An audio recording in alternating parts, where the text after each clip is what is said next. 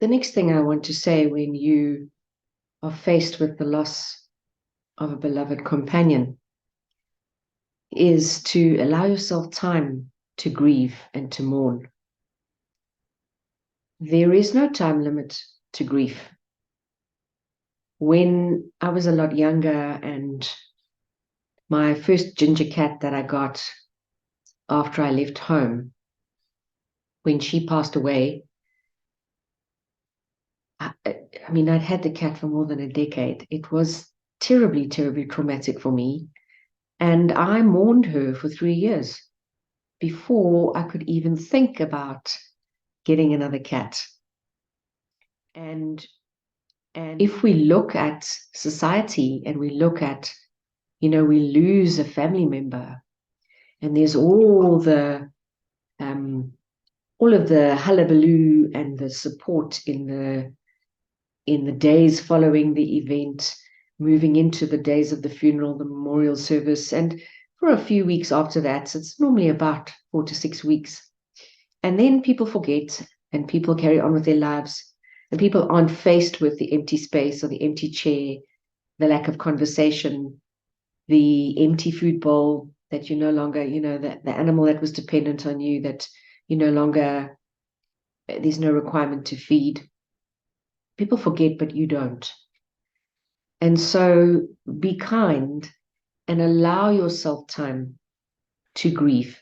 And don't think that there's a predetermined length of time where, oh, you should be over it by now. It is different for everyone. What I would encourage you to do to move yourself through your grieving process is to create some sort of a ritual. So it could be something like a photo album or a memory album. It could be going to visit a grave. It could be looking at going to a favorite place or doing the favorite walk. Again, what we're doing is we're honoring and we're remembering and we're being grateful for the gift that we had of having that person or that pet in our lives. And we're celebrating really the joy and the love and the pleasure and all the good spaces and times that we shared. And so as we talk about society and time, I want to say to you that I've mentioned it earlier, I'm going to say it again. Our society is death phobic. We want to live forever.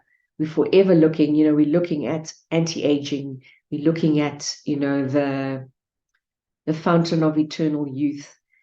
We really don't want to die. And we are so afraid to die that we can't even talk about it. It's very difficult. People don't know what to say to you. People are very uncomfortable and they don't want to raise the topic. And so they fluff over everything. And, oh, how are you? And you're expected to say, I'm fine.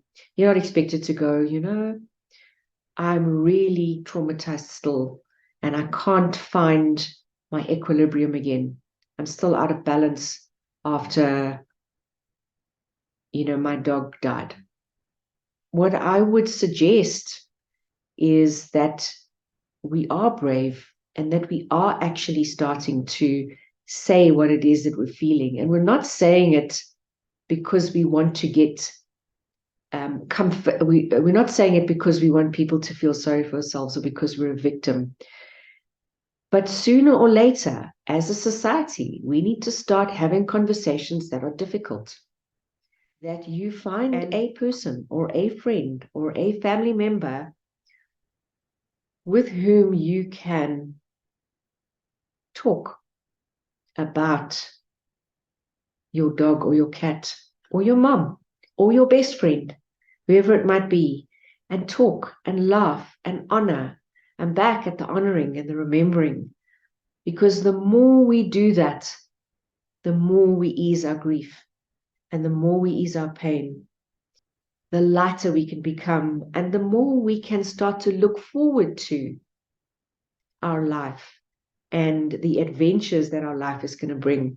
And if I think about my little cat now that passed away so suddenly, I know because of the way in which she lived her life, because she was filled with fun and joy and wonder. I know that she's not going to want me to sit in a place of self-pity and mourning for too long. She's going to want me to move on and enjoy my life. And honestly, what better way can I honor her than to choose to live the life that she chose to live, or to mimic it in as best way as I can? So as I close off this episode of Life, the Universe, and Being a Veterinarian, I would urge you to remember how your animal companions live their lives and do your utmost best to be present every single moment of every single day. And that is the gift they give you, and that is the gift that you can give yourself.